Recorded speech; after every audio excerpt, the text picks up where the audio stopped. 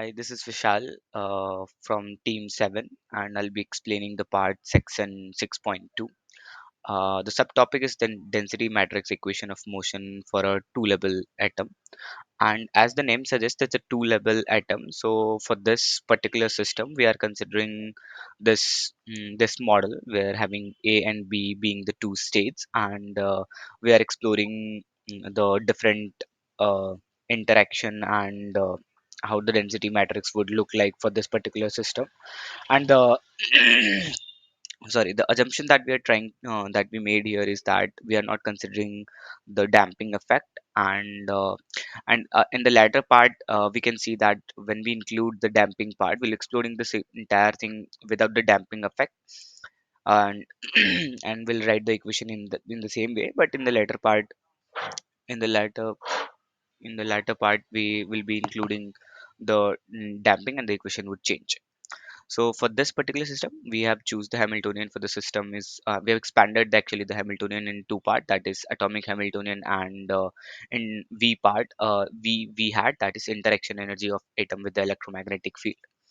Going further, I mean for each state we wrote the energy in the usual manner, h cut omega A and h cut omega B for the B state. Moving further, I mean, we know that H naught is a diagonal. Being a diagonal matrix, we can write the each element of that particular diagonal matrix is going to be En, delta, and me Nm. I mean, that's pretty okay. And for this part, for the Vt part, the matrix of that part is going to be, we are assuming that since it's the interaction energy, Vt is going to is the interaction energy with the electromagnetic field. Our assumption is that our dipole approximation states that Vt is going to be the product of the dipole moment and the electric field present out there. So that is minus mu hat E tilde T. And one more assumption that we made here is that A and B is having a definite parity, and which is actually being a definite parity, having a definite parity. The diagonal element of like when A and B are equal, in that case, the diagonal element of the VT is going to be zero of this matrix. Of this matrix is going to be zero because of the definite parity, and the reason is that the mu hat diagonal matrix element would be zero because of the definite parity. So yeah, here we have written this is zero because of mu are also zero. The diagonal element of this mu hat is also zero. The only non-zero element that left here is that apart from those non-diagonal element, which can be given as this. The density matrix of this particular system here we have written, because of the two states only, we have written AB and BA, and as a this thing. Okay, now we'll try to explore how this density matrix evolve with the time. For that, we'll consider any two general state N and M, and we'll move forward. So the time evolution part here, rho dot nm is can be written as this, and when we expand this part, when we expand h hat and rho hat part, we can write this as this is just the multiplication h hat rho hat minus rho hat h hat and nm. And yeah, we are considering here that I mean n and m have might have a multiple states in between, so we are expanding that.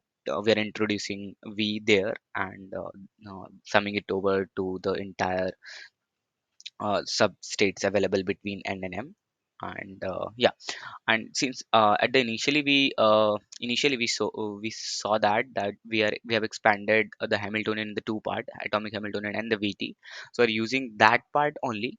We'll introduce that, we'll replace this h with this h naught VT, and from there this extra term is because of the atomic Hamiltonian that we are including here in this h, and this rest of the part is basically because of the interaction energy, VT part.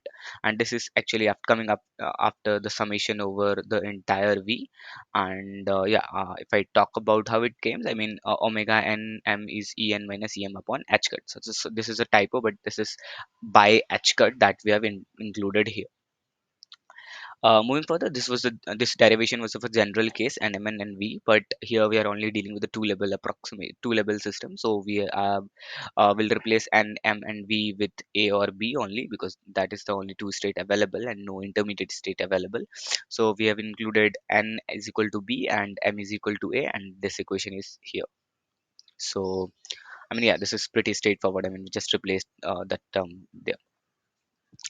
Moving further, if we talk about the diagonal element of this density matrix, where A and B is going to be equal for that cases, I mean, where N and M is equal to B only, and for that part, omega N M part would be zero, because in that case, energy of the two state would going to be is going to be equal. EB minus EB upon H cut is going to be zero. So that's how the rho dot BB and rho dot A, the diagonal element, is containing the only one term. And if you add these two terms, you can see that the cross sectional term, the cross terms is going to cancel each other, and that's how this equation is coming out here. Now we are done with the part, that is, I mean, all the above equation, as I mentioned, is neglecting the presence of the relaxation process. But now, as I mentioned earlier also, we'll include the relaxation process in this particular equation, in this particular model, and we'll see how these equation of motions, not equation of, I mean, how these equations changes with in the presence of the relaxation period. And move to the closed two level atom here. And yeah, here we have, I mean, give you a brief about it. Here we have included a relaxation period while transitioning from one state to another state. And yeah, further part will be explained by Kandar, and he'll also explain, I mean, how these equation changes and incorporate the relaxation time too. Thank you.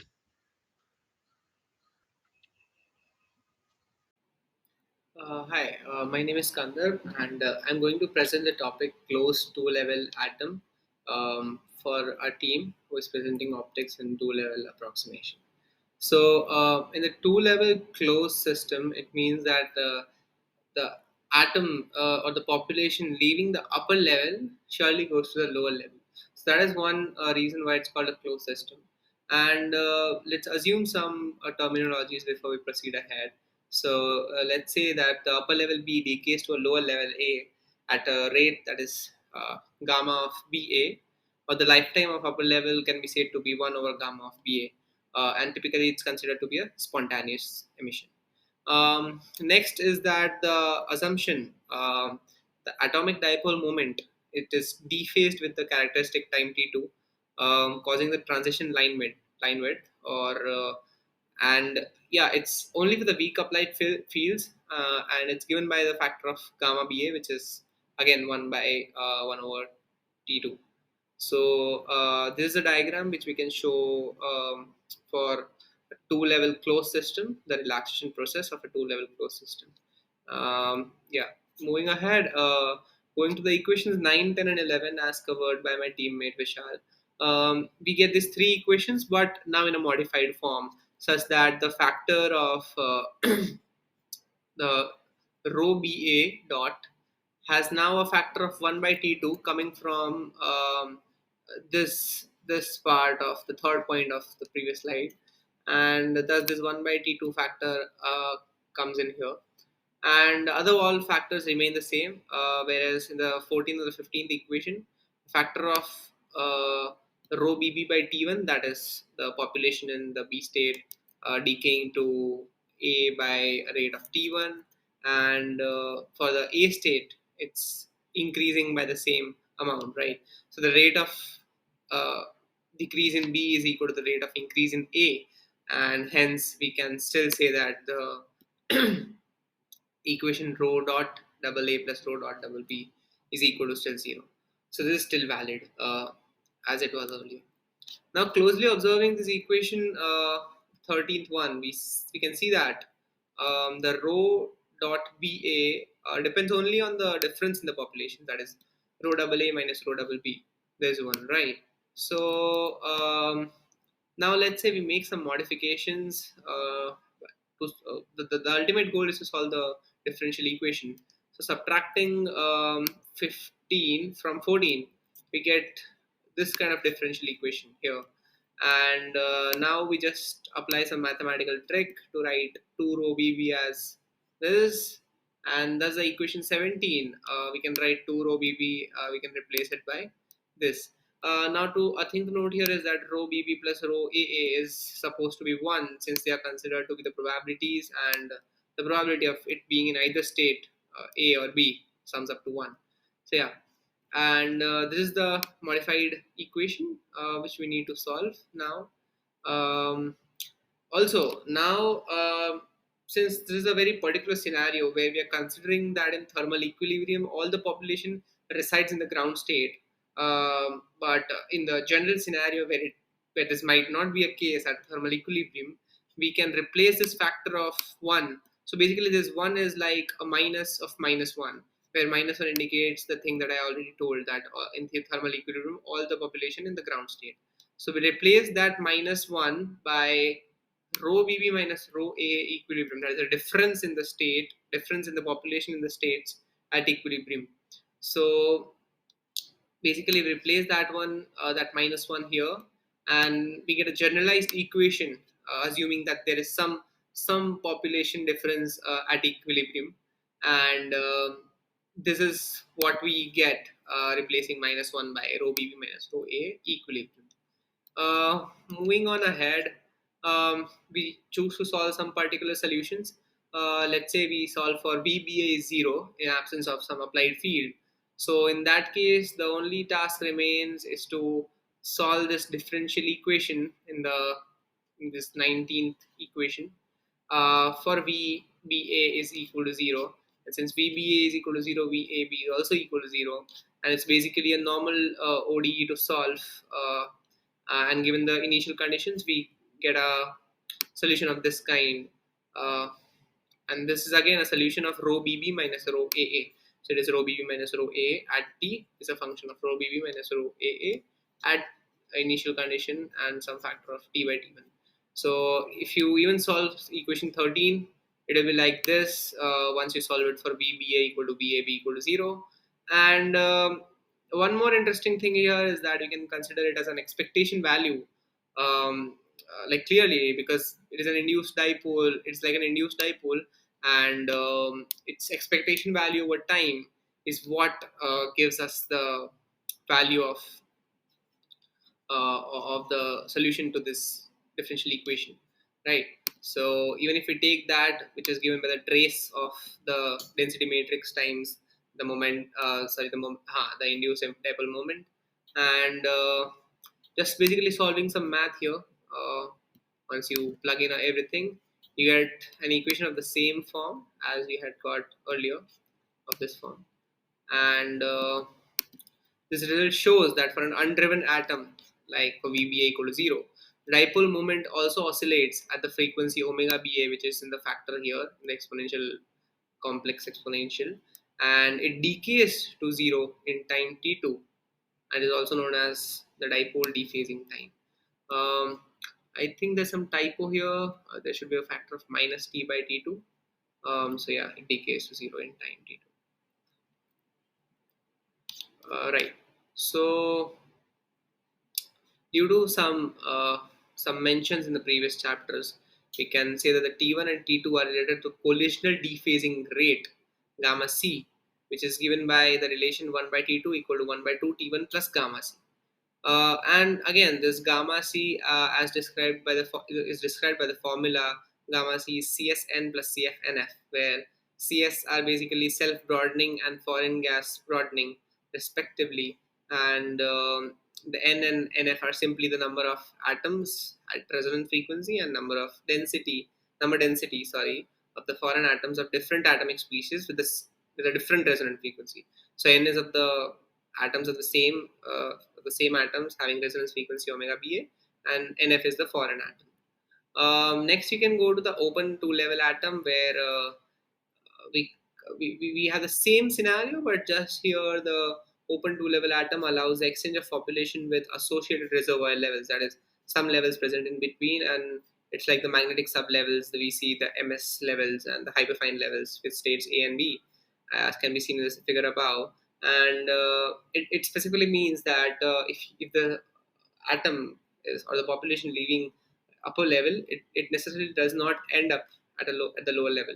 So it might end up somewhere else, right, in one of the sub levels.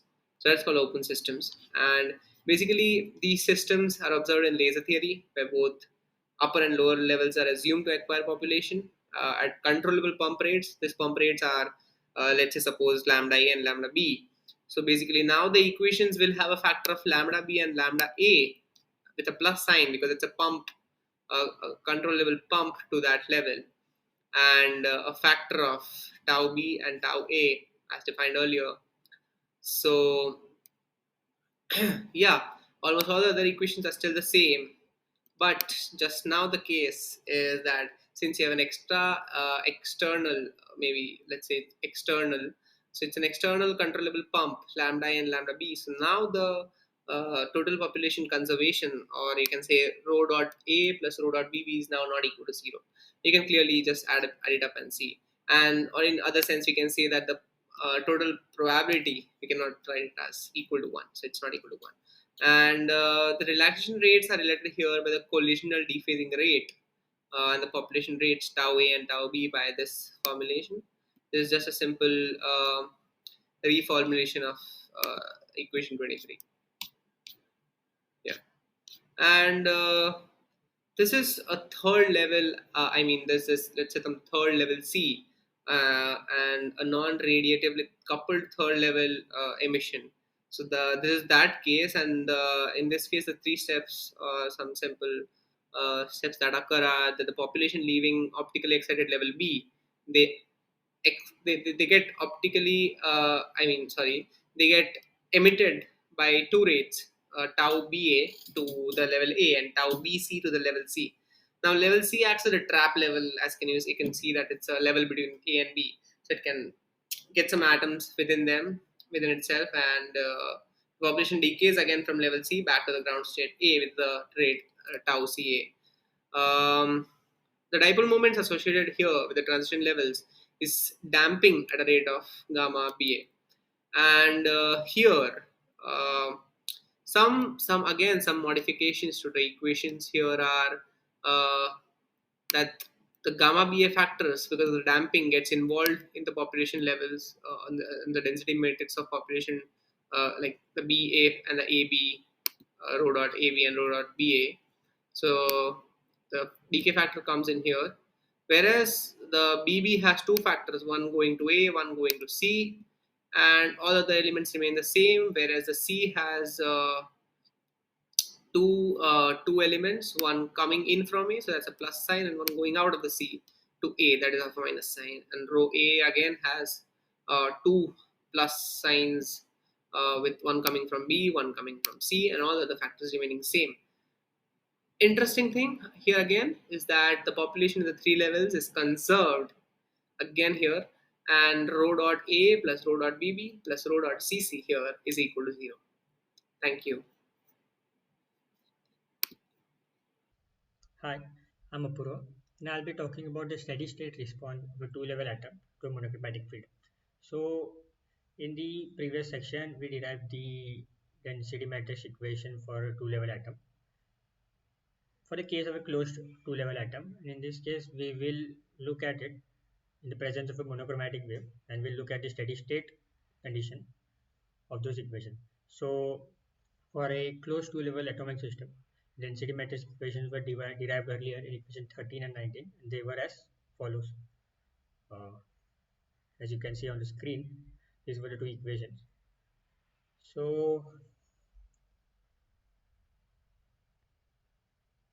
now we want to look at the monochromatic field effect. So interaction Hamiltonian for that case would be of the form V equals minus mu E, and our electric field will be of the form E power minus I omega d plus E star E power I omega d, which is a monochromatic wave. That is, it has a single frequency. And in order to find the matrix elements of this operator, we squeeze it from left side with psi b and psi a from the right side, and we get a corresponding matrix element of the interaction Hamiltonian, that is VBA as minus mu BA times e power e power minus I omega t plus e star e power I omega t. Now the thing is, when we substitute this matrix elements into our equations, into our density matrix equation, they cannot be solved exactly. So we look at an approximation technique called the rotation wave approximation. So let's see what it is. So now if we look at our equation 34, in the absence of the absence of the driving field, that is VBA as 0, there will 1 and 1 by T2, that is the rate of transition between B and A will also be 0. In that case, rho BA will tend to evolve exponentially as e power minus I omega BA, that is of this form. And for this reason, when omega is approximately equals to omega BA, the part of VBA that oscillates as e power minus I omega t will act far more effectively than the part that oscillates as e power I omega t, as they will cancel out and will get a constant part from the e power I omega t part. So we won't take the entire form of VBA, we just ignore the E star I omega t part and we just look at the e power minus I omega t part, as that would be far more effective. So we take VBA to be minus mu BA e power minus omega t. This is the rotating wave approximation. Then we substitute this into our density matrix equation. This is equation 34, 35, and we get equation 38 and 39. Moving on. Now we want to find the steady state solution of this equation. So we introduce a slowly varying quantity of rho BA, as rho BA equals sigma BA e power minus omega t, where sigma BA is slowly varying. And when we substitute this into our equation, basically in equation the e power minus I omega t part overall cancels out, and in this second part again e power minus I omega t part, and here e power I omega t part cancels out. Here you can see with E star it was e power I omega t here, question 39, but the next part is sigma BA. So in that case, uh, no, here, sorry, yeah, sigma, here it's sigma AB, and sigma AB will be just conjugate of sigma BA, that is, so e power minus I omega t will be I omega t, and it will cancel out with the e, and we get these equations. Now we want to look at the steady state solution. So obviously we set the left hand side of this thing to be 0, and in that case from the first equation we get equation 43 as this, where we multiply e power minus omega t to get rho BA, and we also have our rho BB minus rho AA term from equation 41, where we have substituted the expression of sigma BA and sigma AB from equation 43, and so we get equation 42 from there. Now, now we want to look at the polarization. So polarization will be n into expectation value of mu, and expectation value of mu can be written to be trace of rho into mu. Now to get this expression, uh, I have referred this equation web page where he has derived how we got it. So you can look at that and we get this equation. It would be the trace of this. Uh, Again, we have assumed mu A and mu BB to be 0, as said earlier. Where and here n is the number density of a atom. So now if we want to calculate the complex amplitude of the polarization, and subsequently we define it as this way: P tilde is P e power minus omega t plus complex conjugate, where P is equals epsilon naught chi e.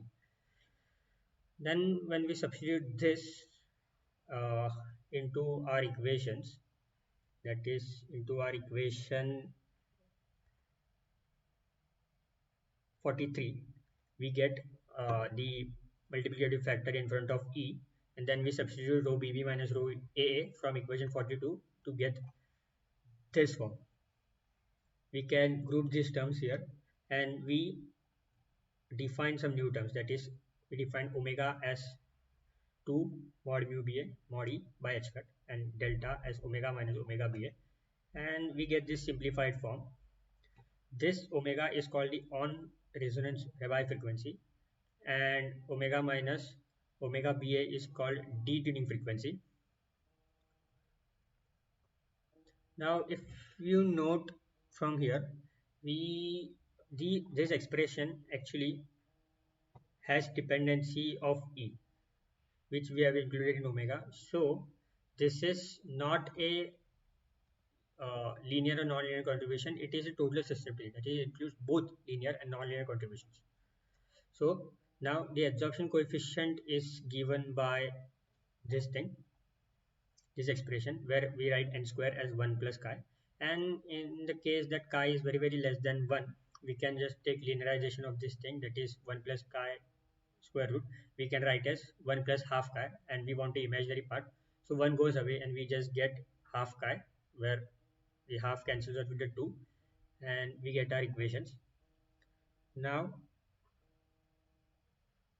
uh, the term in the square bracket, this term in the square bracket, we can redefine it and we can write it in this way. So this is the expression of chi that we get. Now we want to plot this. So we plot the real and imaginary part of this separately. So we plot this. First of all, we plot it in the unit of alpha naught 0 by omega ba by c. So we just take that v1, and we plot chi versus delta into t2. So in the first case, for the real part, we get this sort of equation. This is a standard dispersive relation, and the second is, again, we get this, and we have plot this various graph for various value of omega square t1 t2. Yeah, the one we have taken as 2, one is 4, and one we needed omega square t1 t2 to be very, very small, that is we have taken it to be 0.01, and this is the plots that we get. Now the next part, my teammate Vidul will be continuing. Thank you. Hello, uh, I am Mridul Goyal. I'll be continuing from Apur. You have seen this graph of the chi value of the chi. Next we will be looking at the third order susceptibility. For it, it will be we'll use these relations of omega square t1 t2 and e naught s square, and using this we'll chi rewrite chi using these substitutions, and then perform a power series expansion of e square by e naught square and retain only the first and second terms. This would this would give us chi in this form. Next we'll do our usual power series expansion, writing chi as first order plus third order, and this will give us our first and third order susceptibilities as these.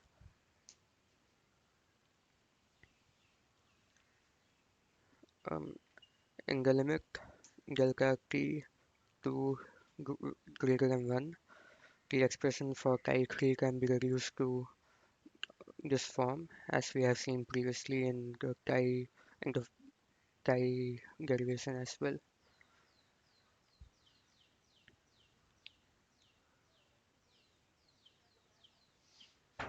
The graphs of chi1 and chi3 and the first and third order susceptibilities. Sorry, the graph of the third order susceptibilities over here. This is the real part of chi3 and this is the imaginary part of chi3. It's quite similar to what we obtained for chi. This was for chi and this is for chi3. Next, let us consider some some of the magnitudes. Uh,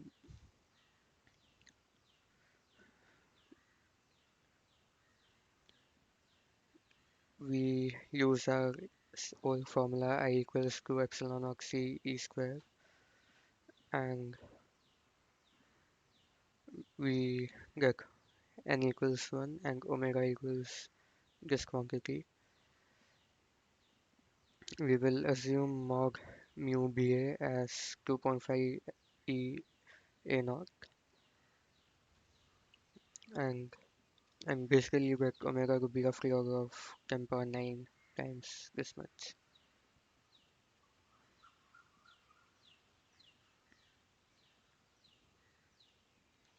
So omega is 2 pi into 10 power 9 into I by 127,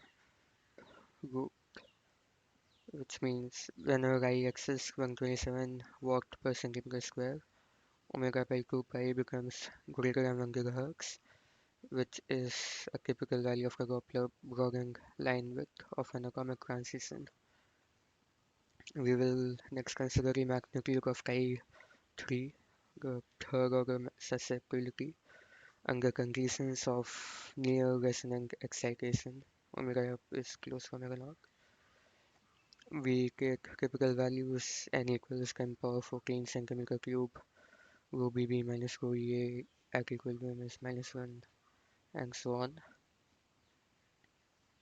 T2 by T1 is 2, in which case we use this equation we obtained, this one, and substituting all the magnitudes, we'll get chi 3 to be 2.1 into 10 power minus 16 meter square by v square.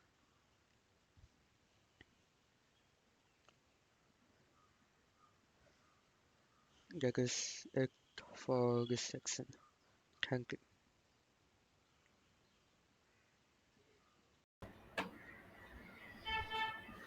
Hello, my name is Atharu Deshpande.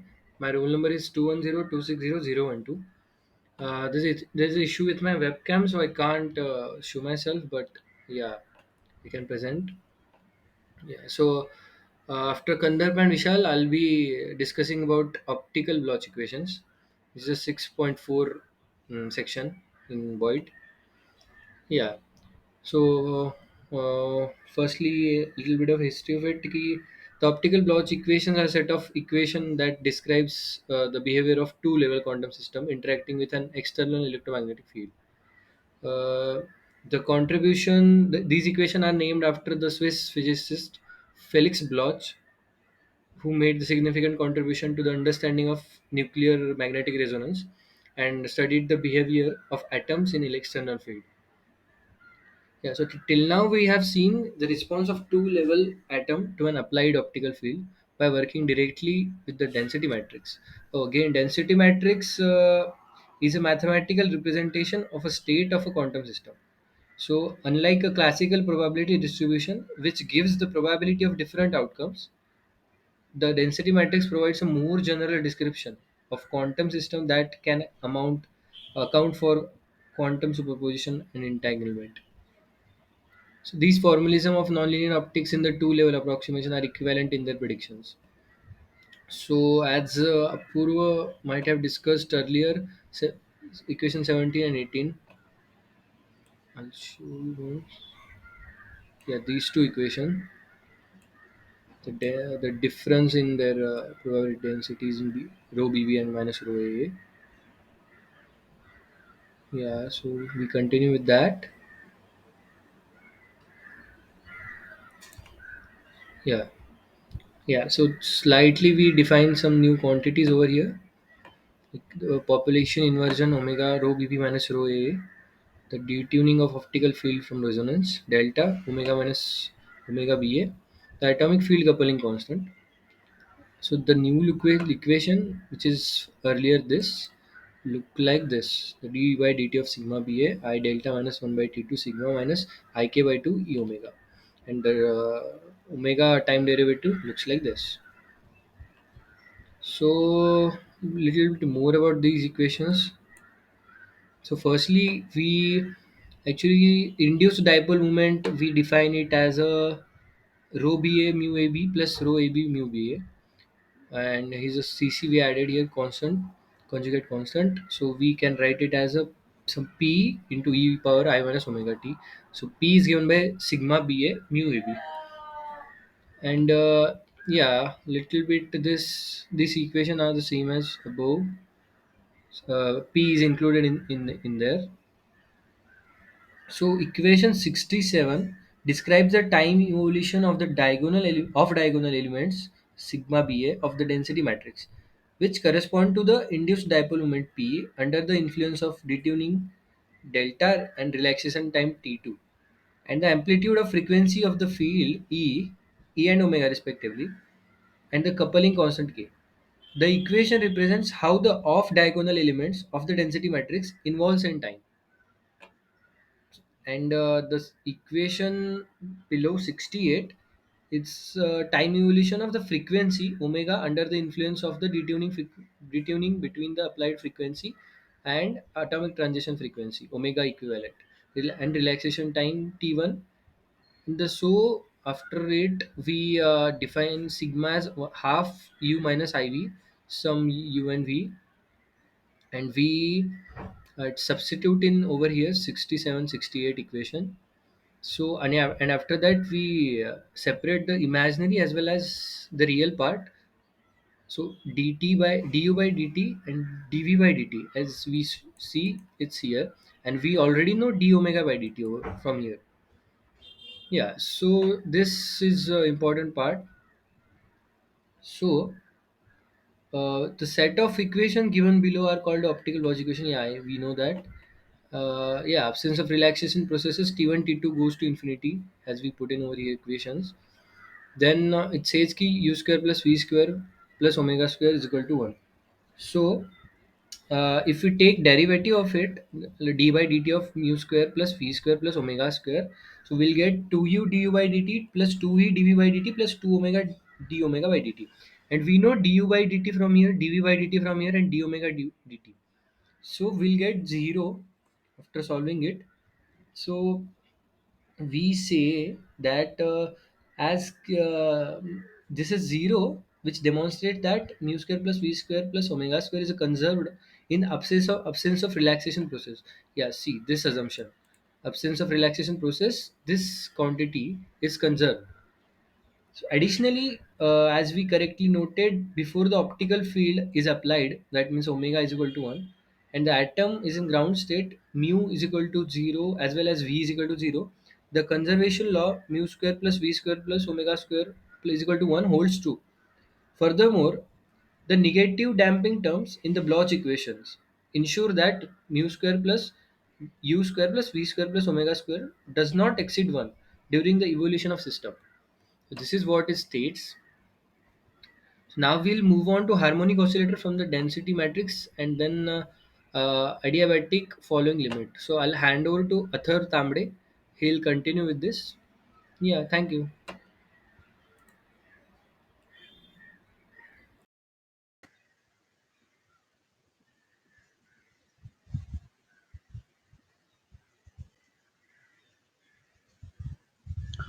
Thanks, Athar.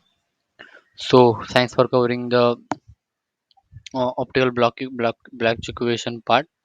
So yeah, I am Athar Tamde and I will be covering harmonic oscillator form of density matrix equation part and the adiabatic following approximation part.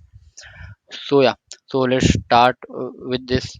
So we know that we can develop different types of intuition regarding the nature of optical nonlinearities by considering the equation of motion satisfied by the expectation value of dipole moment induced by the applied field.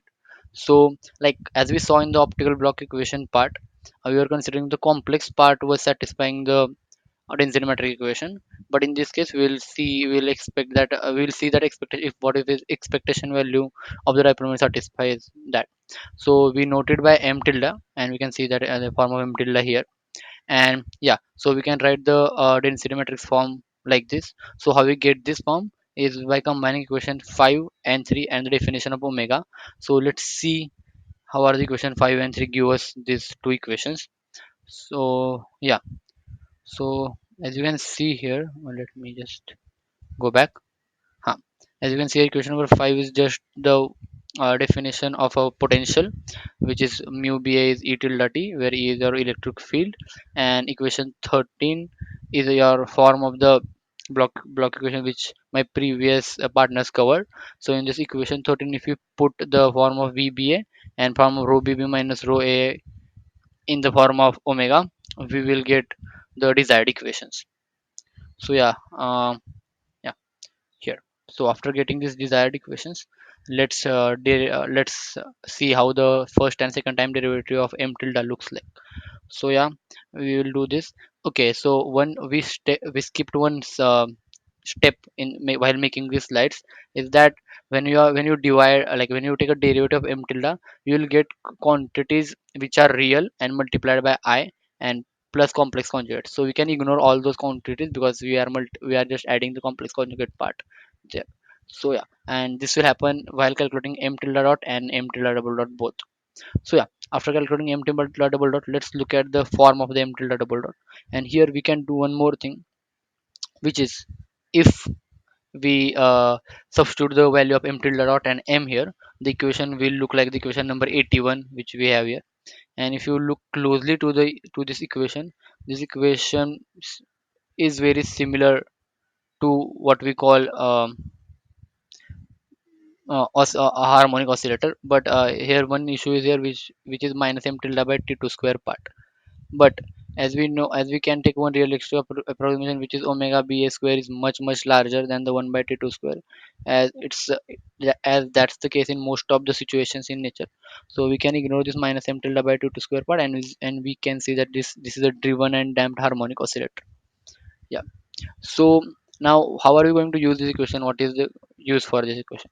So as we saw the equation of omega dot here, if you want to simplify this equation, we need the value of the imaginary part of imaginary mu ab rho ba. So we can calculate that using what we got here. So we'll start with taking the form of m tilde dot. So this is the form of m tilde dot, and here, huh, here if we substitute the values of uh, m tilde, we'll get the 2 omega ba imaginary part of rho ba mu ab minus m tilde t2, and which shows that, like, if we substitute those things, which shows that the imaginary value of rho b mu ab, the form in which in terms of m tilde and m tilde dot. And now let's substitute this equation into the equation we have. So we'll get the d omega dt part of equation now. So yeah, so this d omega dt equation will look like this. Yeah, since the m tilde oscillates at an optical frequency, and which we like we had an approximation that which is much larger than 1 by t2. Again we can ignore the m tilde by t2 part here. So yeah, after ignoring that m tilde by t2 part, we'll get this. And yeah, so we'll get the form of like we'll get a different form of omega dot using this method of harmonic oscillator form of the density matrix equation. Yeah, so let's move on to the another approximation method, which is adiabatic following limit.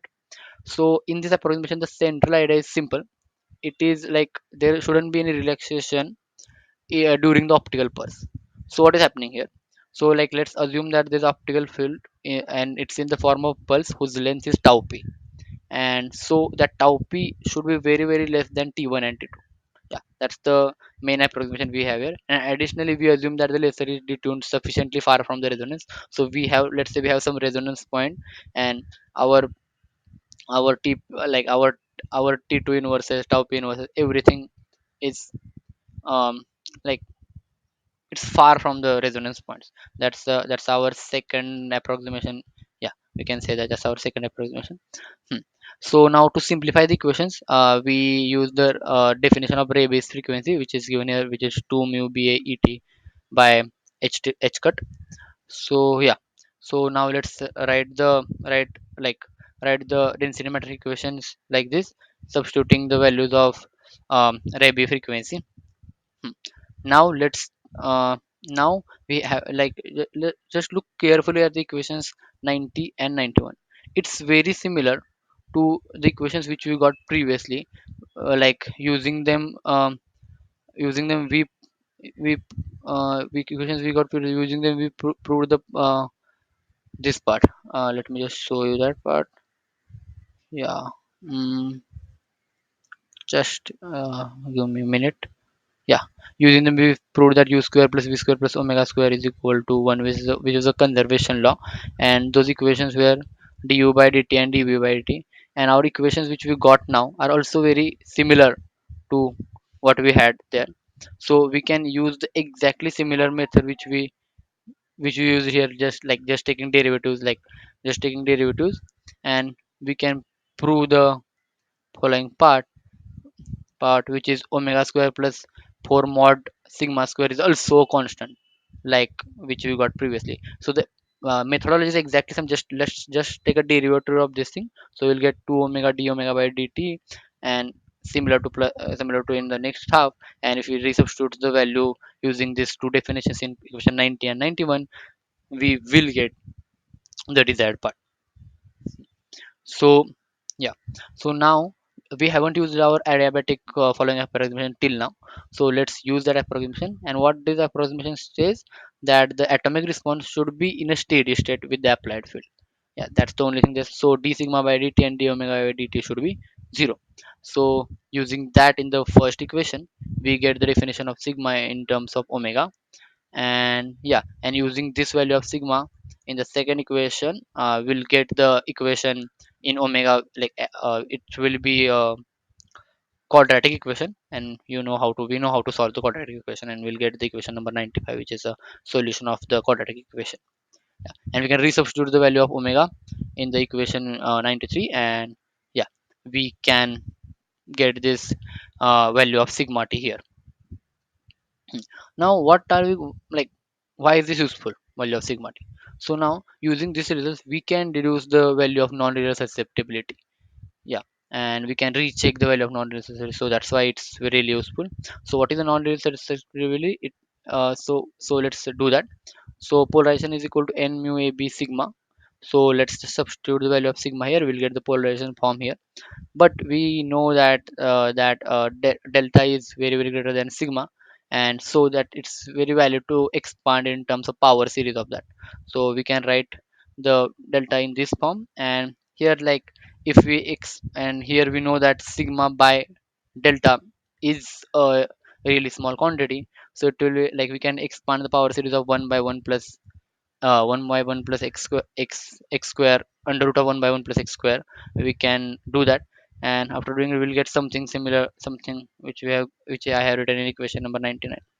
Now let's just look at the powers of sigma square and delta square.